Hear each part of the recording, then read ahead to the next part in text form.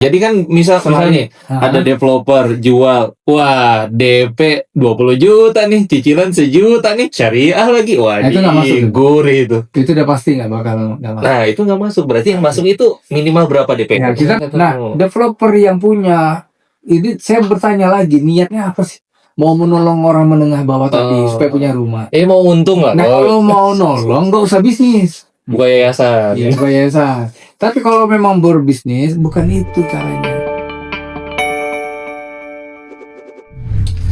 Selamat datang di Investor Mindset Podcast, tempat di mana kita bukan hanya berbicara berkaitan dengan properti dan angka, tapi juga bagaimana seorang investor itu tenang dalam menghadapi badai, tajam dalam membaca berbagai peluang bisnis, dan juga cerdas untuk membangun investasi masa depan. Bersama saya hari ini, Abdullah Ramli, dan kita hari ini akan membahas tentang bagaimana bisa tersenyum manis dengan hutang miliaran, dan juga bagaimana peluang dan juga tantangan bisnis properti hari ini bersama guru kami, yaitu Coach Makbul. Ya, beliau ini adalah seorang bisnis profit coach dan juga developer aset properti aset developer. Ya, betul ya, Coach. Oke, bagaimana kabarnya hari ini, Coach? Alhamdulillah, subhanallah, Allahu Akbar.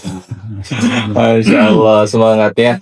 Oke, saya ini, Coach ya, baru tahu, mungkin teman-teman di sini juga ada yang baru tahu bahwa properti itu ada properti rumah, ada properti investasi.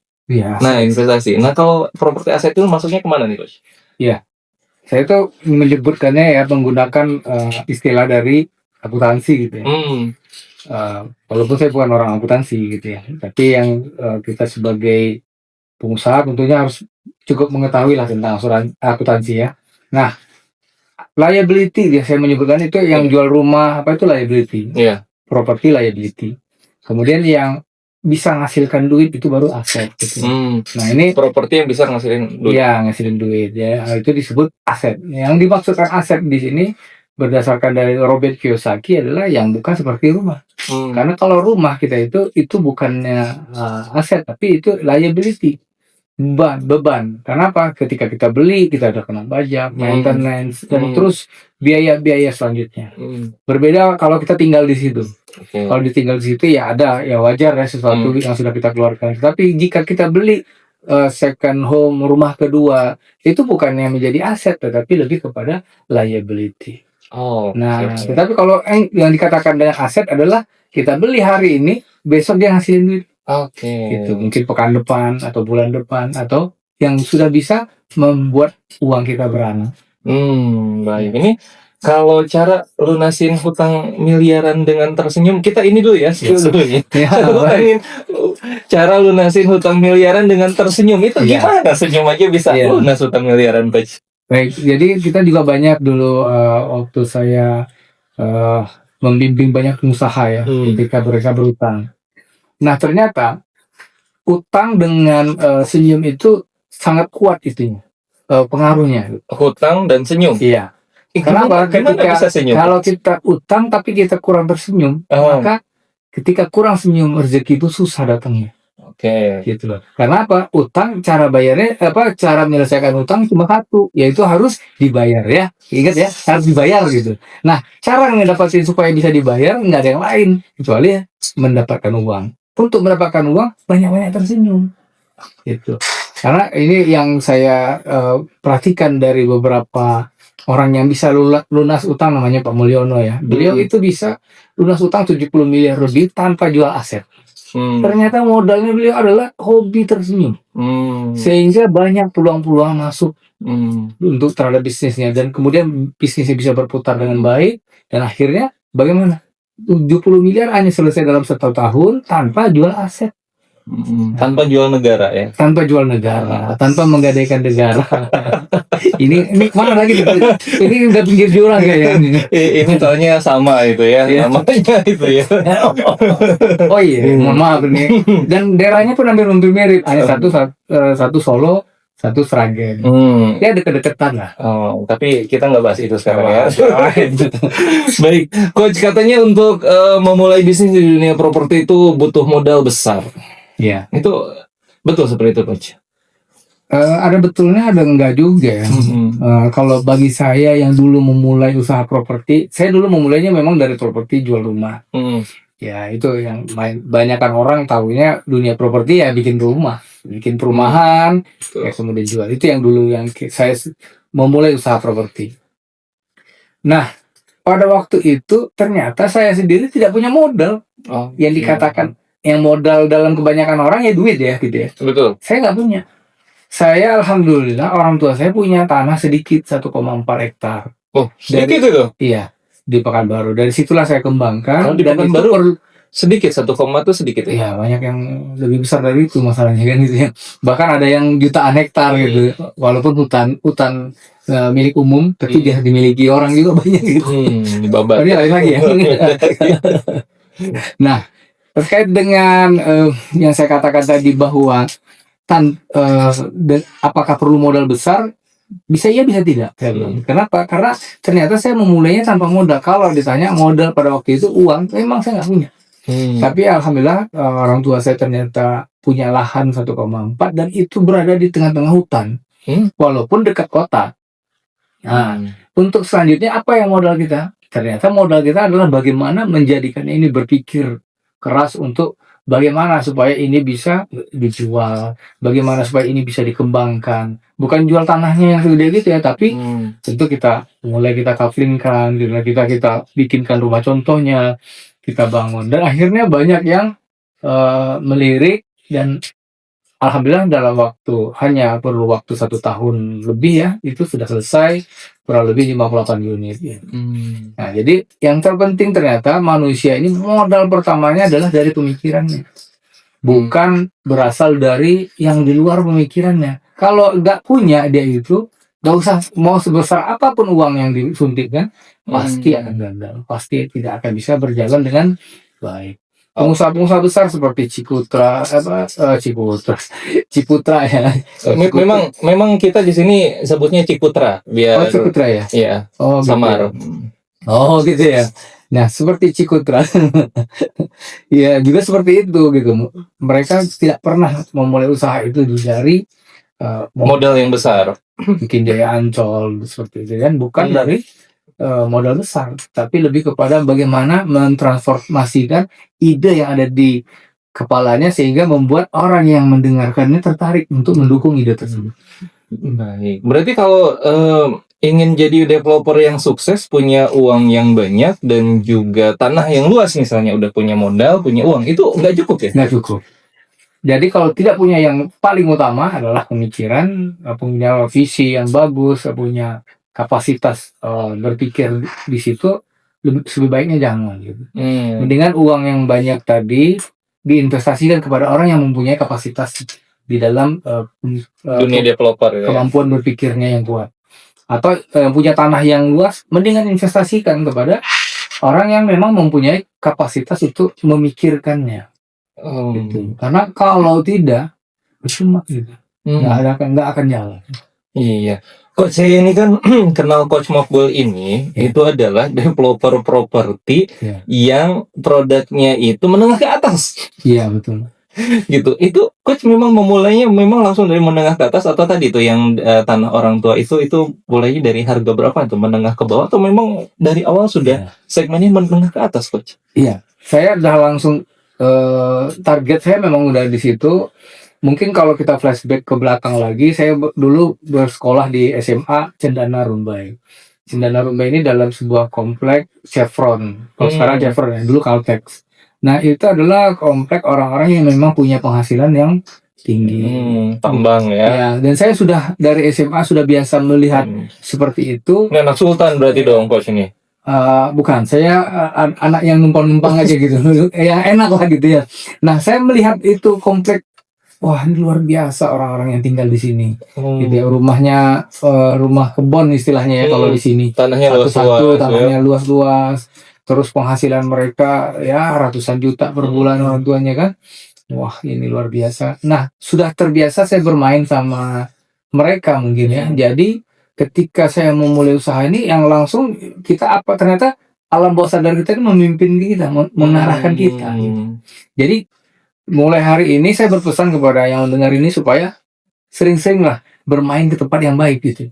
Maksudnya main sama orang kaya? Iya, main sama orang kaya, main sama orang yang pinter, main sama orang yang beredukasi tinggi, main sama orang yang bervisi besar, Anda pasti akan sama dengan mereka. Ketularannya ya? Iya. Minimal ketularan. Pasti. Itu yang 58 unit yang awal, itu berarti proyek pertama? Iya. Proyek pertama sebelumnya saya belum pernah jadi developer, bukan berlatar belakang arsitektur ya, bukan seorang ahli teknik sipil, enggak ada. Tapi punya modal ilmu yang tadi kan? Cuma punya satu modal, yaitu apa? Impian yang besar. Impian. Seperti kata Kang Rifki ya, kemarin pernah ketemu sebuah impian yang digambarkan dengan jelas.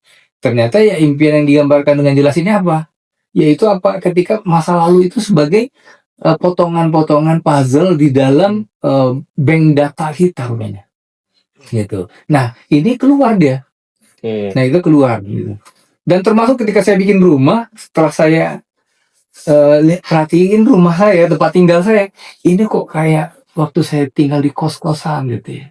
Kayak ada cerita gitu dari kamar ke kamar, seperti ada kayak melalui jalan ini menjadi jalan ini. Saya pikir ini rumah saya kok seperti kosan, ternyata ya karena kelamaan ngekos dulu ya waktu di Jakarta. Dari 90 saya ngekos itu kuliah, terus lebih dari 15 tahun kali ya. Jadi udah biasa dengan lingkungan itu. Alam bawah sadar saya mengarahkan saya bikin rumah seperti itu jadinya. Jadi bukan rumah lurusan aja enggak, tapi ada ininya, ada apa namanya, ada ceritanya lah. Dari satu kamar ke kamar lain itu melalui jalan-jalan yang harus ada ceritanya, seperti puisi lah kalau istilahnya, kalau dalam arsitektur puisi gitu. Berarti 58 unit ini ada unit termasuk unit mewah di sana? Iya, mewah. Hampir semuanya menengah atas gitu. Menengah atas. Berapa dulu? Di tahun 2007 ya. 2006, 2007. Oh. Itu saya jualnya itu di harga di 300 juta untuk tipe 60.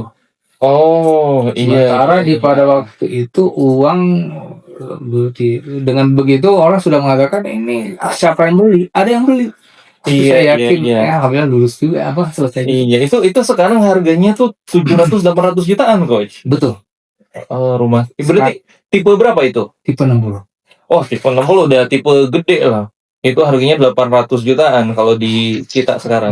Kalau di sini ya 800 juta sampai 1 kan tipe 60, tipe 50 aja udah bisa jual 1 miliar kalau di dalam kompleks-kompleks seperti Semarekon ya. Betul. Berarti memang di awal buka proyek langsung sasar. Kenapa membidik menengah ke atas, Coach? Ya tadi itu karena pergaulannya dari waktu dari SMA sudah. Atau biasa. Mungkin ada sisi pertimbangan ekonomi nggak, bahwa ternyata nih kita melihat ya kalau sistem ekonomi Indonesia itu hanya berpengaruh ya, krisis itu berpengaruh menengah ke bawah. Kemudian yang kedua, setelah kita survei kan kita lakukan survei juga sebelum ini. Saya lihat yang di tipe menengah ke bawah gitu ya, itu ngobrol sama developernya ya kita kurang lebih untungnya kecil, kemudian permasalahannya juga banyak gitu. Nah, kalau ini kan kita main yang di gede, permasalahannya juga sama, tapi untungnya lebih gede. Seperti itu. Nah, itu pertama. Kemudian kita lihat lagi developer yang bekerja bergerak di bidang menengah ke bawah itu lebih banyak akhirnya ini menyelesaikan masalah daripada menghitung keuntungan. Itu yang saya hadapin gitu, yang saya rasain. Yang saya survei. Nah, akhirnya salah satunya selain tadi latar belakang kita juga, kemudian akhirnya saya juga memilih untuk yang menengah atas. Karena masalahnya juga sama, tapi perbedaannya cuma satu, yaitu kita lebih banyak waktu untuk menghitung keuntungan daripada menghitung masalah. Menyelesaikan masalah. Oke. Berarti Coach bisa disimpulkan ya bahwa properti dengan jumlahnya besar biasanya kan segmennya menengah ke bawah. Berarti kalau yang sekarang, nah ini yang posisi sekarang itu harga-harga di bawah 500 juta bahkan 200 jutaan nih saat ini ya, tapi unitnya banyak. Itu ternyata banyak masalah, lebih banyak masalah dibandingkan kan? Karena kenyataannya cara ngebangunnya juga sama gitu ya. Tapi akhirnya apa? Tidak bisa membangun dengan yang terbaik. Nah, ketika kita ngebangun tidak dengan yang terbaik, kata Steve Jobs, never sell trash. Jadi jangan jual sampah. Gitu. Nah, ketika kita jual sampah, ya masalah aja. Gitu. Dengan harga 200 juta, apa sih yang didapat rumah seperti itu? Mohon maaf nih, ini bukannya apa, tapi rumah yang dengan harga kapasitas seperti itu, kalau nggak kita yang bangun sendiri, kita berdasarkan dari developer, itu memang banyak kekurangan. Gitu. Walaupun tidak semua ya. Ya, tapi kalau kita bangun sendiri mungkin bisa. Tapi kalau dibangunkan kayaknya marginnya kecil banget ya. Iya. Kalau kita beli daripada developer, ya kayaknya dengan harga segitu kita tentu harus paham, mereka juga harus teruntung. Nah, kalau kita bangun sendiri, saya yakin bisa lah, cukup gitu ya. Mungkin kita nanti rumah tumbuh ya, kita punya tanah sudah nggak masuk dalam itu ya, hanya unit ya, gitu, hanya unit rumahnya saja bisa. Ini sudah beli ke orang tanah sama bangunan. Tanah dan bangunan berapa ini? Apalagi coach sudah bisa menghitung ya, biaya produksi untuk rumahnya aja berapa, dengan harga segitu pasti banyak yang dikurang ya. Tentu ini ya Bapak Ibu jadi developer, tentu ini tidak semuanya juga, tapi memang hitung-hitungannya sepertinya berat bangun rumah 200 juta yang luasnya mungkin 30 meteran juga berat ya. Oke, coach, karena kita ini temanya adalah properti dan investasi nih, coach ya. Kita saya ingin tahu coach, ya ini tentu harapan kita yang nonton di sini bukan cuma marketer tapi para investor gitu ya. Jadi orang-orang yang mereka itu bukan sudah punya rumah, nah tapi ingin salah satu tempat investasi, bagaimana dia menginvestasikan uang mereka. Nah, menurut coach itu ya, properti ini worth it nggak sih untuk menjaminkan resiko orang-orang sekarang yang punya duit ini dengan ekonomi yang tidak tentu gitu ya.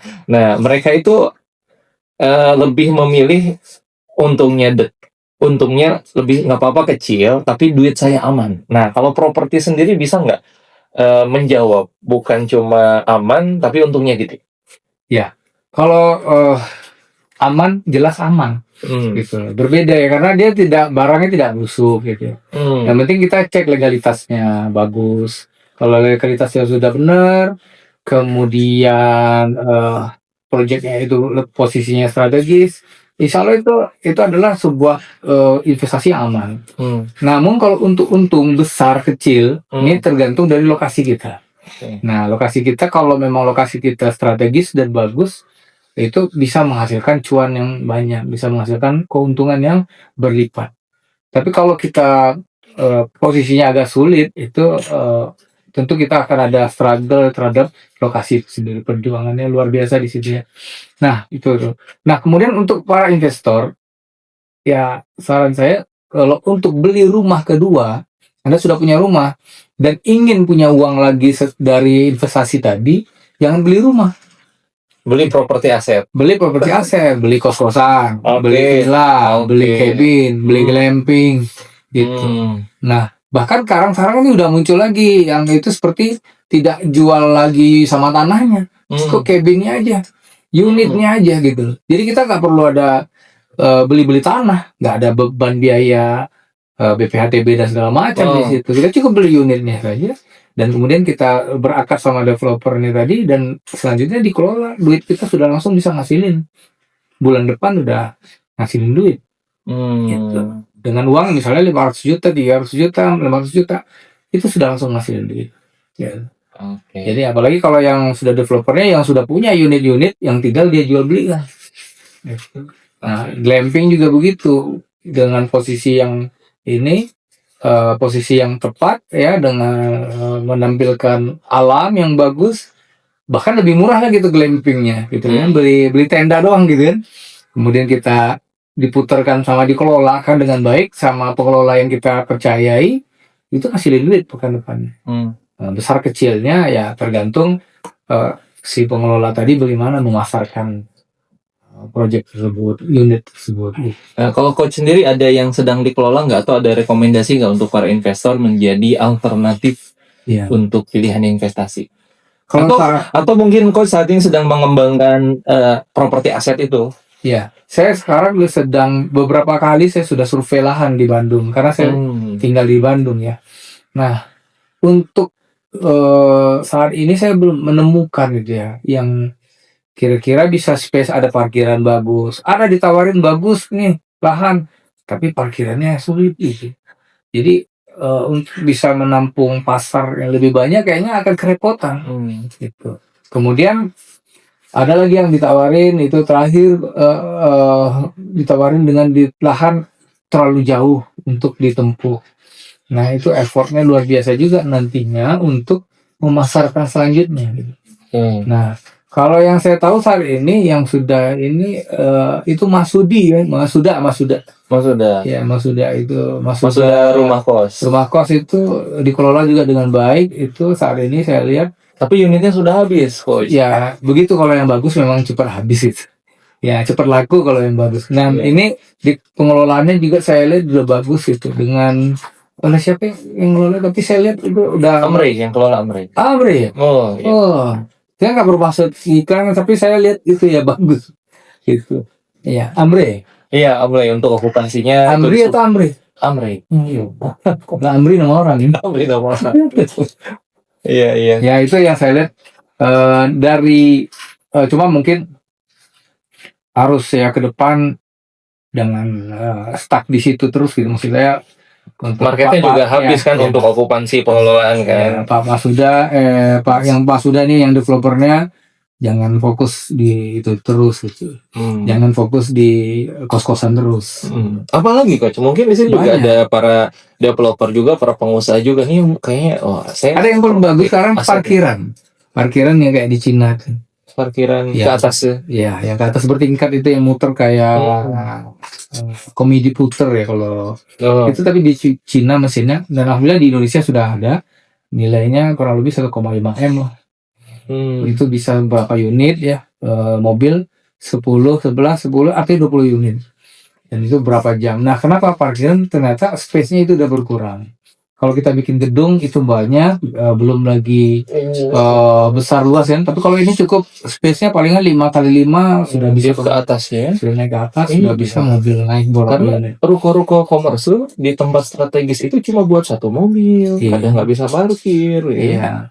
Nah ruko-ruko itu perlu sebenarnya. Yang bikin ruko, bikin itu ngasilin duit terus. Ini daging banget nih ya.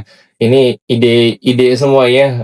Luar. Apalagi kok tadi kan glamping tuh. Yang jelas yang seperti satu lagi ini parkir. Kalau kau sendiri kepikiran apa? Kok mudah-mudahan ini jadi inspirasi juga nih buat teman-teman. Selain glamping, cabin gitu ya. Cabin. Kalau yang cabin itu berarti kan kayak kontainer itu. Bukan. Jadi didesain lah seperti apa modelnya, kita bikin unik. Kadang banyak yang bikin kayak bulat, kayak ada yang bentuknya kayak batu, tapi pintu masuknya ada. Ternyata hanya modelnya saja yang dibikin unik. Itu tentang itu. Berarti resort juga, konsepnya resort ya. Cuman bentuknya itu bukan rumah, bukan villa, tapi cabin itu. Iya, cabin. Nah, jadi artinya itu ibaratnya kita kalau punya lahan 2-3 hektar gitu ya, atau 5 hektar sekalipun kita punya 5 hektar dan cabin kita ada banyak gitu, itu ibarat kamar. Ibarat kamar. Jadi 5 hektar itu adalah satu bangunan hotel, kamarnya adalah cabin tadi. Nah, hanya saja menawarkan jauh lebih daripada hotel apa, yaitu experience dalam menuju kamar, pemandangan yang jauh lebih indah, dan tidak ketemu dengan gedung-gedung yang masif ya. Kalau kita di cabin di hotel kan gedung ya, tertutup, lift semuanya dinding batu. Nah, jadi kalau cabin agak lebih kepada alam gitu. Nah, kemudian ya bisa juga yang tadi seperti sofa-sofa urut gitu, pijet gitu. Iya, sudah mulai banyak juga itu. Sudah banyak gitu. Di bandara sekarang sudah mulai banyak juga tuh. Kemudian juga di bandara itu sebenarnya sudah ada juga, bisa kita bikinkan yang tadi tuh untuk orang shelter tidur. Gitu. Sebagian kan ada juga yang memang free ya, tapi ternyata juga berbayar gitu. Sekian unit, bayar pakai QRIS. Itu adalah properti yang nyantai aja gitu. Kemudian ngasilin duit terus gitu. Iya, itu saya nggak kepikiran. Terus yang lama yang pakai jual minuman di dalam. Itu yang pakai keris juga kan? Iya, jual minuman. Mau pilih minuman apa kan bisa. Itu yang dulu, sekarang sudah bermacam-macam ya, sofa pijet. Yang kalau di bandara itu seperti tempat tidur. Tempat tidur udah ada kok? Ada. Sudah ada di Soekarno Hatta juga sudah ada. Oh, sudah ada. Tapi disewakan atau tidaknya? Mungkin itu kelas VIP kali ya. Saya belum pernah soalnya lihat di situ. Ya belum lihat ya. Belum banyak berarti ya. Di bandara ini. Atau ini terminal berapa? Terminal 3. Oh. Gitu ya. Saya. Nah itu mungkin bisa kerjasama dengan Angkasa Pura ya. Hanya saja kita harus berhitung kuat ya, karena di situ kos rasionalnya besar banget. Space yang dikit ini itu mahal itu biasanya kalau di bandara. Betul, orang yang sewa-sewa kafe aja di sana kan lumayan itu. Iya. Tapi kan perputaran jaminan orang yang banyak, crowd market orang yang berkumpul kan banyak. Nah itu kemungkinan terjadinya penjualan ya besar gitu. Iya, betul. Dan segmennya juga menengah atas itu kan yang beli pesawat, beli tiket pesawat. Iya. Nah, kadang-kadang kalau memang biasanya itu kalau yang banyak yang kayak gitu tuh transit gitu. Seperti kita dulu waktu umroh kita mampir ke bandara misalnya di Abu Dhabi gitu. Kan itu perlu berapa jam waktu tunggu. Nah, itu yang dibutuhkan untuk space tempat tidur tadi. Betul. Kalau ini Coach, apa tempat main anak-anak gitu? Playground? Ya, playground juga merupakan bisnis properti juga gitu. Bisnis properti. Hanya saja dia agak spesifik ya, tidak bisa di mana-mana. Gitu. Kemudian maksud saya agak spesifik, tidak bisa dalam jumlah banyak gitu. Karena butuh space yang agak besar. Ya gitu. Karena anak-anak ini nalurinya itu tidak bisa dikurung ya dalam ruangan yang kecil, itu agak sulit. Gitu. Pasti anak-anak itu butuh ruangan yang lebih besar, tempat bermain yang lapang, untuk bisa mengeksplorasikan dirinya. Dan faktor orang tua juga Coach, lebih senang anaknya pegang handphone. Saat ini seperti itu. Ini handphone ini berbahaya sedikit masuk handphone ini gara-gara nyinggung ya. Nah, handphone ini ternyata membuat generasi muda kita ini sebenarnya semakin bodoh gitu. Mengapa saya katakan bodoh? Karena informasinya terbatas. Loh, bukankah dengan handphone kita semakin banyak informasi dengan luar biasa? Ingat, ada algoritma. Jadi algoritma ini yang akan mengarahkan orang itu kepada yang mana dia suka, kemana yang dia klik, sehingga informasinya tahunya itu aja. Nah, ketika faktanya nanti dia temui tidak sesuai dengan apa yang dia dapat dari media sosial tadi, maka banyak Gen Z itu akhirnya bunuh diri. Stres sendiri ya. Stres karena yang dia tahu dunianya cuma itu, faktanya ternyata tidak semanis yang dia dapatkan dari media sosial. Padahal masalah tidak begitu berat, dia stres dengan masalah yang kecil ya. Kan banyak gitu ya. Betul. Kenapa dia semakin bodoh? Betul. Gitu. Informasi yang dia terima cuma apa yang dia buka. Mau berhari-hari dia buka gadget ya seperti itu. Balik kita lagi nih. Balik lagi nih. Oke, gitu ya. Baik, Coach. Ini mungkin inspirasi buat developer. Nah, kita ini harus dari beberapa sisi, karena menurut saya bagi investor juga ini harus tahu beberapa kendala. Silakan, Coach ya. Ini gelasnya dipersembahkan oleh Amrei, Coach. Ya, ini Amrei semua sebenarnya ya. Ini juga layarnya Amrei juga nih.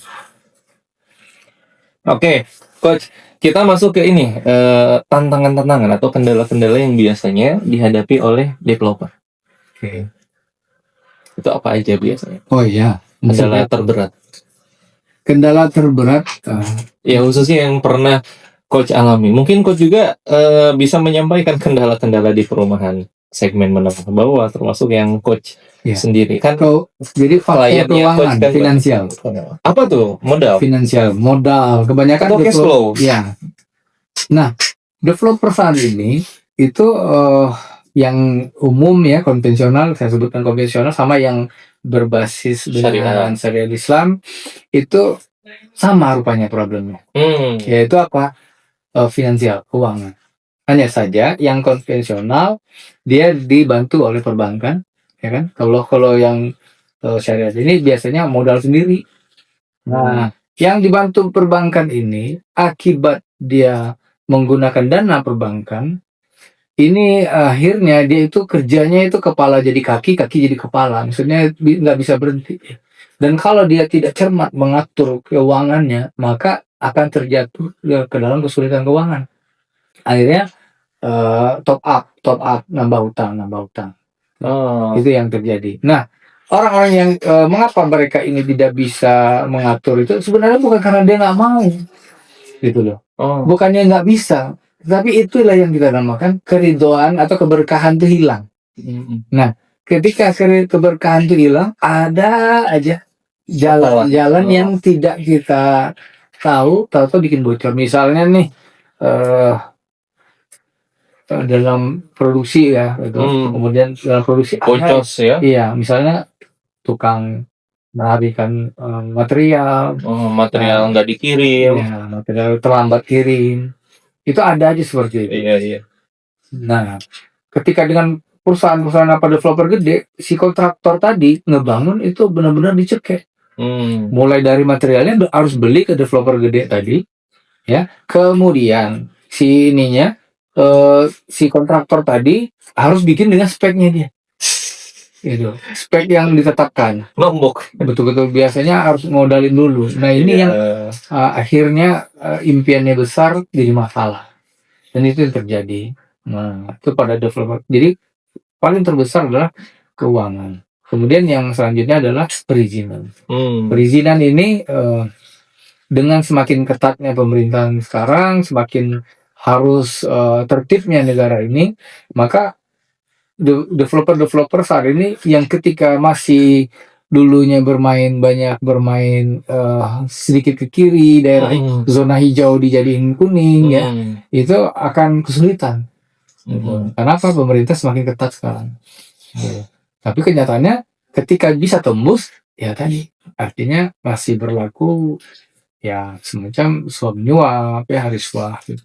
Dan masih bisa diakalin yang harusnya daerahnya hijau tidak boleh jadi tempat pemukiman, jadi bisa dibikin pemukiman. Sekarang nggak bisa seperti itu. Sudah mulai ketat.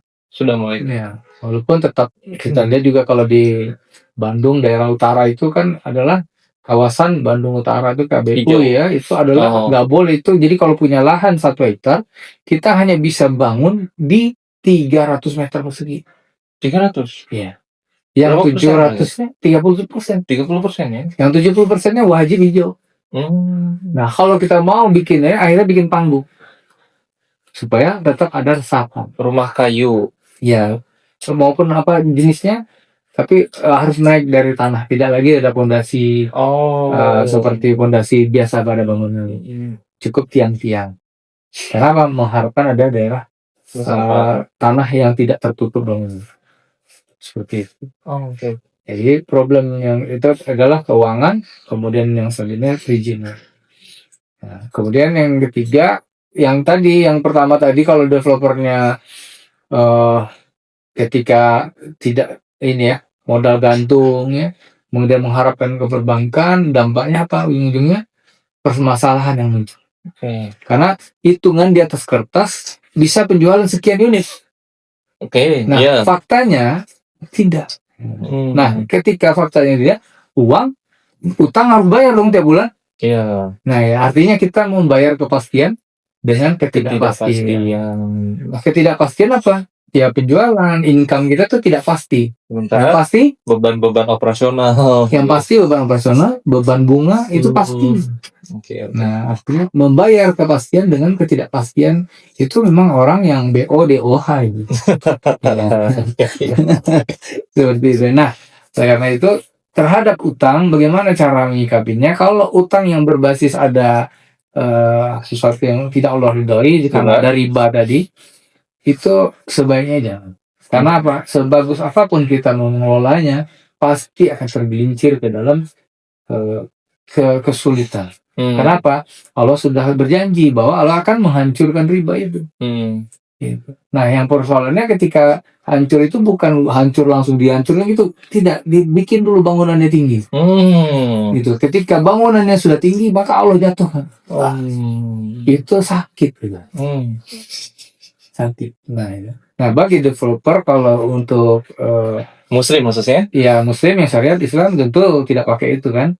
Nah, sekarang cermat untuk memilih apa sih produk yang mau dijual gitu. Kalau tetap bikin perumahan, saya sudah berat saat ini.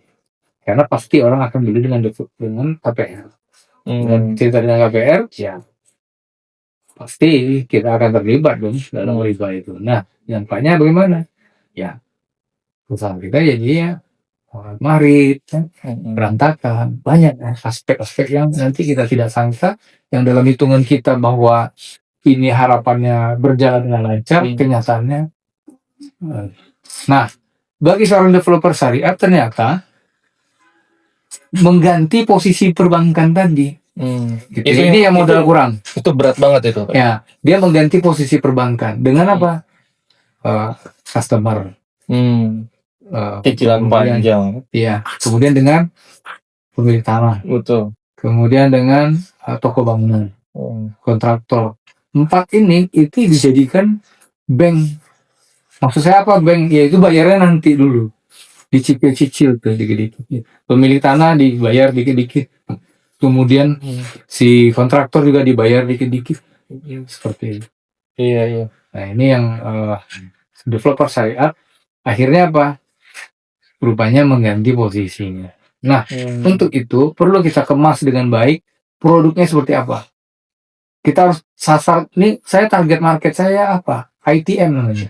Ideal target market. Yang seperti apa nih ideal target market itu? Yang akan beli unit saya ini. Oke. Nah, itu. Nah, ketika kita sudah bisa merumuskannya, nah orang ini seperti apa kesukaannya?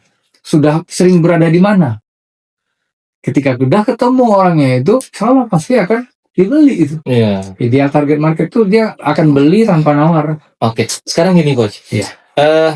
Kita berbicara, ini kan yang berat ya. Kalau misalnya developer pakai bank, udahlah ya di backup sama perbankan. Ini kita bicara nih, dan ini juga pasti buat para customer, tuh ya. Peluang dan tantangan coach, developer syariah yang tanpa bank nih, yang tanpa bank. Kemudian segmennya menengah ke bawah. Nah, coach sendiri memandang itu masih potensial nggak sih? Ya, peluangnya seperti itu. Peluang sama ini kan ini edukasi juga buat customer. Artinya kan ketika coach nanti rekomendasi, kayaknya berat bertahan gitu ya. Nah, sehingga customer akan mempertimbangkan, kok dia masih bisa jalan. Gitu. Nah, kalau developer berbasis syariat Islam, segmen menengah ke bawah. Kalau saya katakan, mohon maaf, itu sebenarnya nggak bisa gitu. Bukan nggak bisa ya? Ya nggak bisa. Secara hitungan cash flow nggak bisa. Kenapa coach? Nggak bisa coach? Karena memang ya ini kecuali developernya kuat modal ya.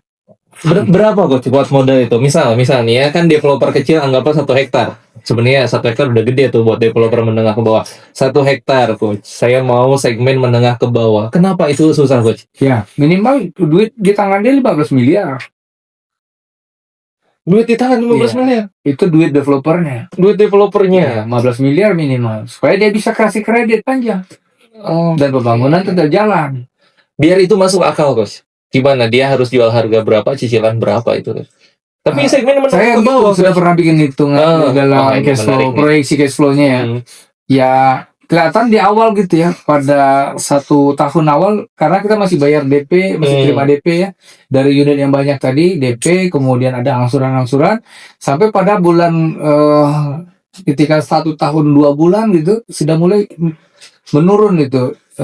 Dia dengan proyeksi pembayaran lancar nih semuanya nih, gitu. Mulai menurun income kita. Karena udah masuk cicilan ya. Biaya pembangunan kita kan makin banyak. Betul. Income-nya dari cicilan aja. Cicilannya kecil. Iya, DP udah nggak ada. Iya. Awal-awal DP gede kan, itu masih enak.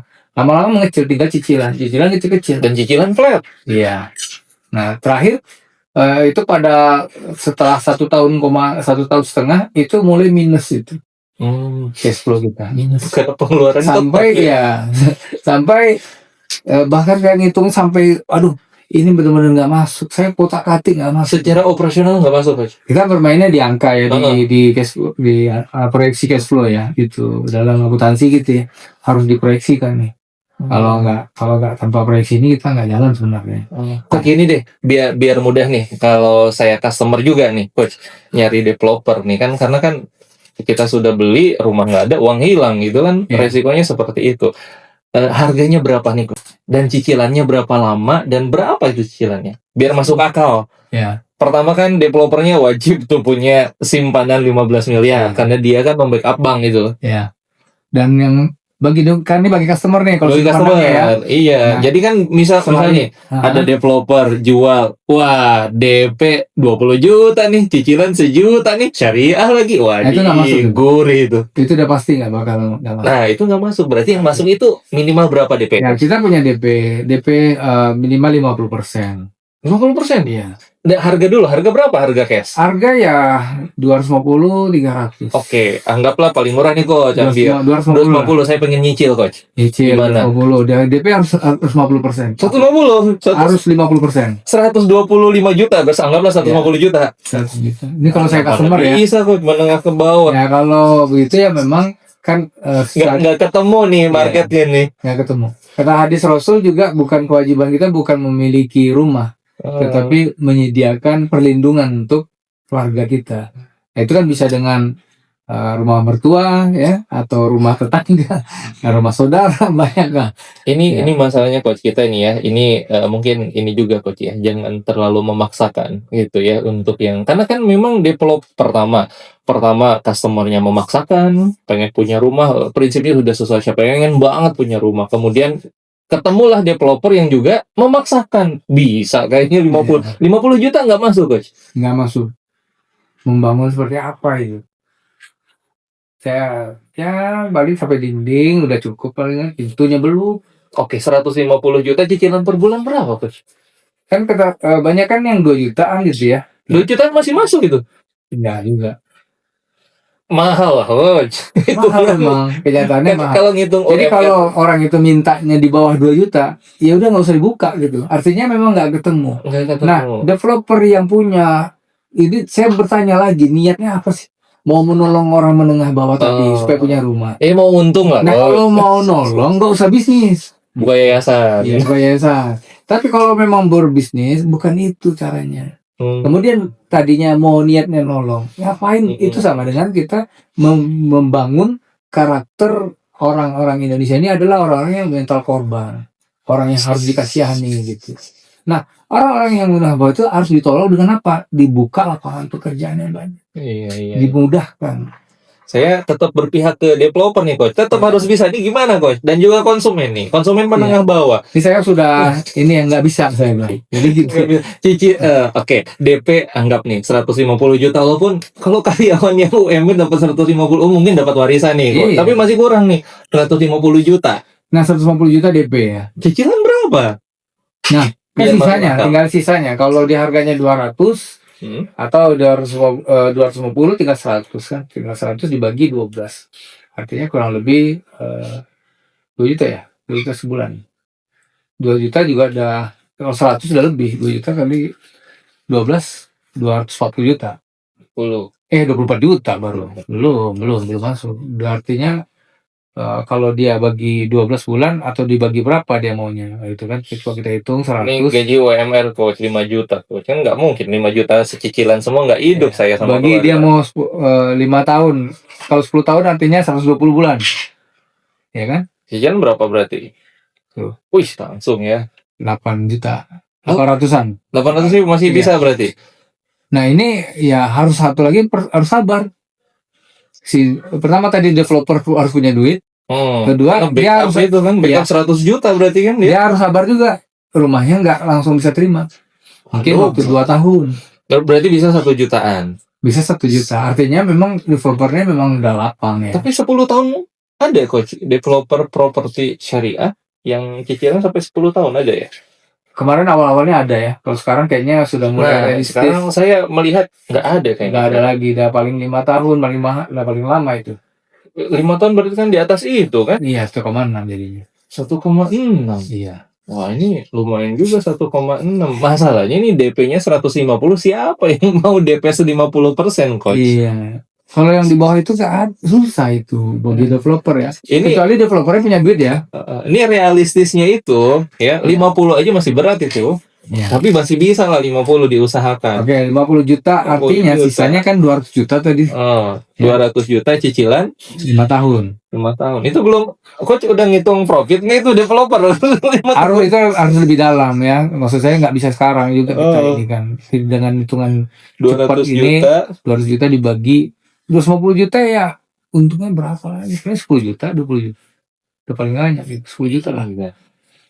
Untungnya. Developer segitu paling. Oke, dan itu rumahnya nggak bagus-bagus amat ya, paling luas tanah nggak bagus-bagus amat 30-60. Iya, tapi nggak juga jelek-jelek amat lah gitu. Kalau di bawah itu ya sama-sama tahu lah. Oke, berarti DP 50, cicilan 2 juta. Nah, berarti coach boleh pesan kalau customer temu developer tanpa bank berani segitu, nah itu pasti proyeknya gagal. Coach berani nggak gitu? Iya, pasti. Ya, bagi customer ya, kalau tidak ada developer yang menawarkan dengan DP kecil 50 ya, 50 ke bawah, cuma 50 juta, cicilan 2 juta ke bawah, cicilan 2 juta ke bawah, insya Allah Anda pasti akan gigit jari. Ya. Saran saya seperti itu, jadi carilah developer. Kalau tidak bisa juga ini, mending menabung, kita beli tanah agak jauh sedikit, bangun sendiri. Dengan uang cuma 200 juta Anda sudah bisa bangun sendiri. Oke. Coach ada pesan nggak coach buat ini keluarga-keluarga yang memaksakan pengen punya rumah? Iya. Dengan kondisi keuangan yang terbatas. Iya. Bagi keluarga yang ingin memaksakan ingin punya rumah saat ini, mulailah dengan pertama cari tanah dulu. Ya, tentu dengan yang sesuai kantong Anda. Kemudian ini bagi yang baru menikah ya, baru suami dan istri belum punya anak gitu ya. Langsung bikin rumah hanya untuk Anda berdua. Jadi satu unit ya seperti gudang, seperti rumah tumbuh. Karena ini saya sudah punya teman juga di Bandung seperti itu bisa lakukan. Tapi memang tanahnya ya agak terpojok gitu ya. Tapi yang penting dia punya tanah. Kemudian dia bikin untuk tahap awal itu hanya kayak seperti kamar. Itu kamar mandinya di luar. Gitu. Ini bagi yang ingin punya rumah. Anda menabung dulu, perbanyak income Anda, kemudian beli tanah. Setelah itu mulai tinggal di situ dengan membangun secukupnya dari bahan apa adanya, dari bambu kah, dari apa. Yang penting Anda sudah punya rumah sendiri. Bisa bertumbuh. Iya. Tapi kalau Anda memaksakan untuk beli di developer, nyicilan, ya dengan nyicil panjang, itu sebaiknya Anda hapus mimpi itu atau siap-siap gigit jari. Oke. Kecuali dia pakai bank. Kecuali Anda pakai bank. Ya, itu kalau pakai bank ya Anda kemudian yang berharap itu adalah rumahku adalah surgaku, akhirnya akan menjadi rumahku nerakaku. Gigit jari juga gitu, tapi di akhirat ya. Bukan di akhirat, tetapi di dunia juga akan terlihat. Gitu. Jadi Allah langsung tunjukkan bahwa Allah akan musnahkan riba, itu dibuktikan. Itu di dunia pun pasti akan mengalami permasalahan yang banyak sekali. Iya.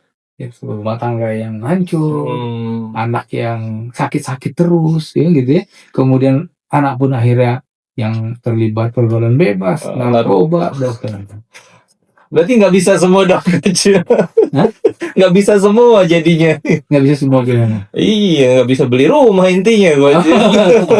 Lewat bank haram nih, itu takut riba kita. Bisa kan saya bilang tadi, punya rumah bisa bagi yang memang belum mampu ya. Ya caranya tadi seperti tadi. Cari tanah dulu. Cari tanah yang tidak mesti berada di lokasi strategis. Paham sendiri. Lokasi strategis pasti akan tanahnya doang mahal. Tanahnya aja udah meterannya aja udah capek gitu. Ya, itu. Misalkan cari tanah yang mungkin lebih ke dalam, lebih ke dekat perkampungan. Masih banyak tanahnya seperti itu. Ya, mulai membangun dengan apa adanya, yaitu seperti kita bikin dulu dari bambu. Atau hanya bilik saja ya, hanya kamar toh. Kemudian disambung pelan-pelan. Yang ada yang penting kebutuhan Anda terpenuhi, yaitu tempat tidur bermalam yang tidak kedinginan, tidak kehujanan. Kemudian ketika buang hajat ada tempatnya. Itu tertutupi semua. Insya Allah sudah bisa memiliki. Oke.